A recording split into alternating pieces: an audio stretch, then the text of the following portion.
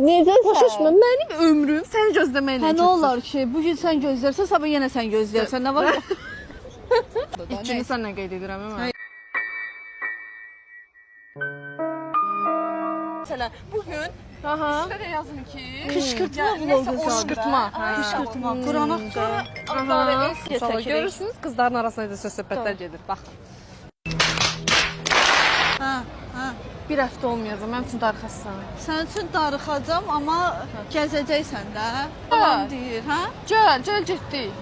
Mən fikirləşirdim ki, mən fikirləşirdim ki, sənə atım qatlayım qoyun bavula gedək. Nə yemək istəyirsən? Hər şey.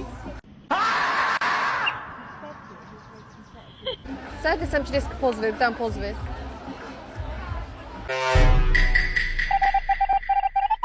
İhtiyacı olsun. Bunu heç kimə verməz. Heç kim. Qətiyyətlə.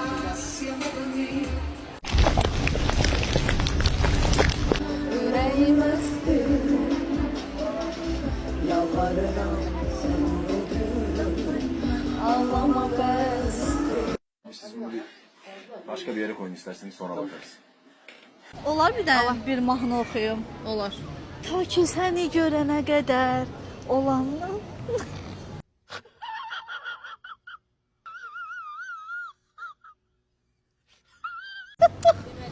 Okey.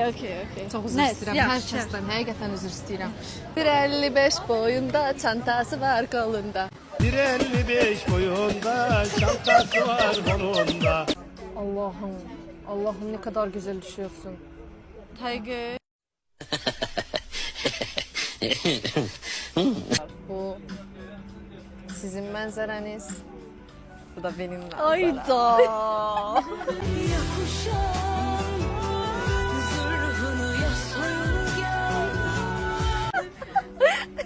Buydu.